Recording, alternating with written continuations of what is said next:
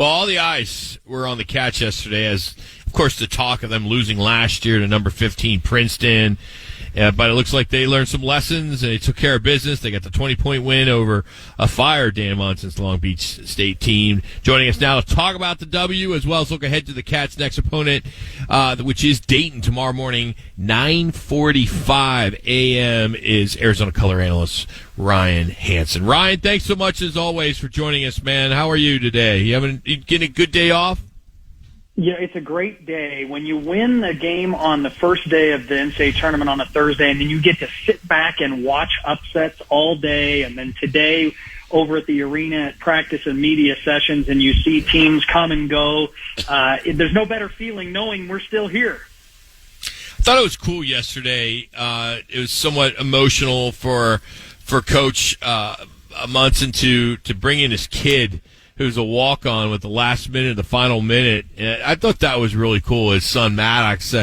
I wish they would have kind of done more with that on the television side to kind of really dive into that, because I thought that was a cool touch. Something special for having any walk-on, right? Get an opportunity to get on the floor, let alone the coach's son. And, oh, by the way, as you mentioned when we opened the segment, the coach that has just been relieved of his duties, a week prior, to have that moment for them. And listening to Coach Monson in the press conference, I've known him for years. I was the director of basketball operations for Lute Olson when we were scheduling Gonzaga when Dan Monson was the head coach at Gonzaga. So I've known him for 20-some years myself. And him talking about this moment in time, losing your job, but then the way the team has rallied, the way he recognizes that family first, regardless of his job status, has kind of recentered his focus in life. I think it was an excellent moment during what everybody believes is the best part of any sports season is March Madness, to center it back on family first, Coach Monson and his son Maddox. What a great moment that was for the two of them and their family at large. Ryan, when did you feel that this team finally settled down? They came out pretty hyper, missed a lot of layups early on, but it seemed you took the lead at halftime. Seemed like going at halftime, everybody gets their second win and just kind of realizes, hey, not that it's just another basketball game, but they settled down, caught their win, and realized just go out and play their game. At what point did you feel, was it toward the end of that first half or halfway through the first half? About what time did they finally settle down? You know what was interesting is the ball bounced around the rim a lot on layups, but they were knocking down threes.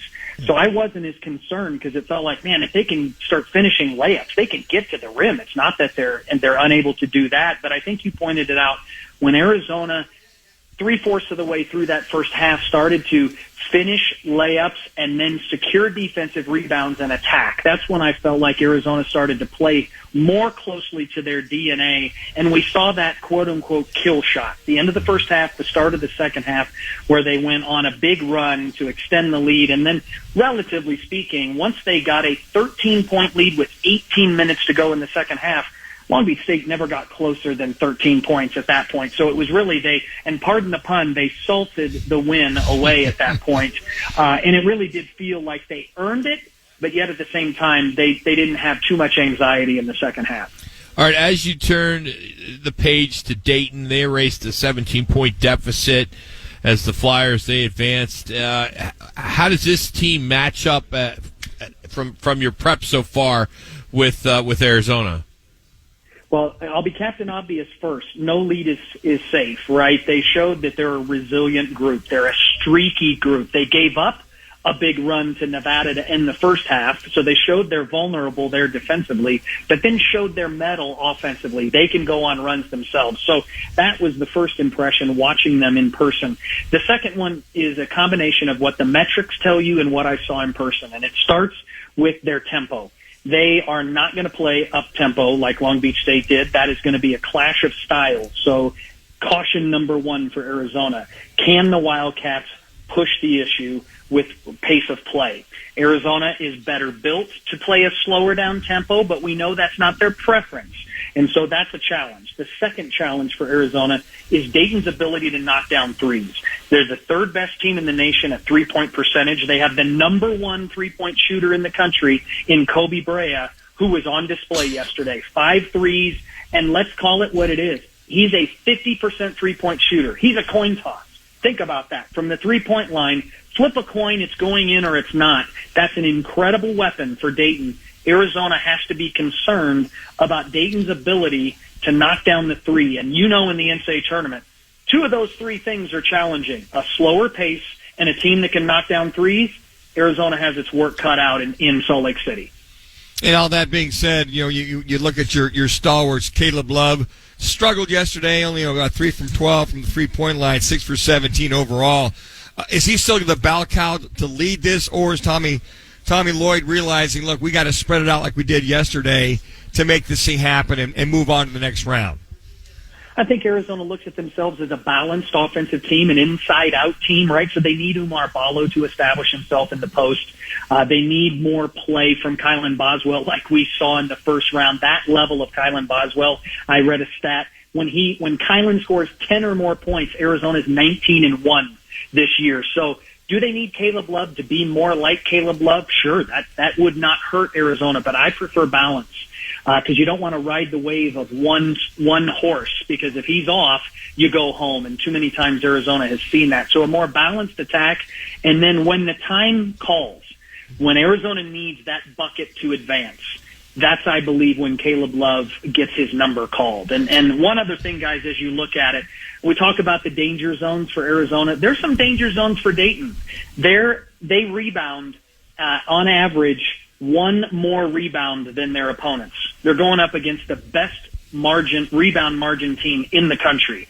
If they're missing shots or they're giving up offensive rebounds, Arizona could have a field day on the glass, which could help them overcome a potentially bad shooting night and just hurt Dayton in the paint. Ron, is there a game that you guys played this year or recently that's a like-kind game going into this Dayton game tomorrow night that you can refer back to and take a look at? Yeah, defensively, when you look at Dayton, they're closely mirrored in a tactical way to Oregon. They're going to change their defenses. They're going to extend their defense, 2-2-1 full court or three-quarter court press. They're going to drop down into a varying number of zone defenses. With no surprise, Arizona will see a zone tomorrow. They saw zone against Long Beach State, but that wasn't Long Beach State's base defense. Dayton is typical at changing their defenses. That's something we've seen Oregon deploy. Now, does Dayton have the same horses like in Folly Dante and Jermaine Couisnard, who, oh, by the way, Jermaine Couisnard probably had the best first-round game of anyone in the NCAA tournament yesterday.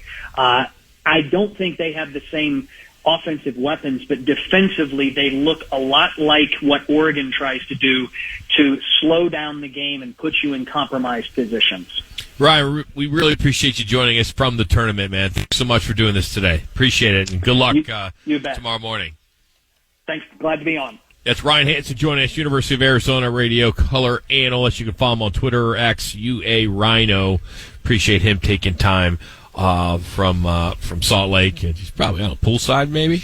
No, he was doing interviews earlier. Then he realized he wanted to come back to the hotel, hang out. But they've been watching the practices and interviewing, doing a lot of stuff. He's been busy. Now he can kind of hang out, go hang out by the pool there in Salt Lake. He is courtesy of G2G protein bars, and that's where they're based out of Utah.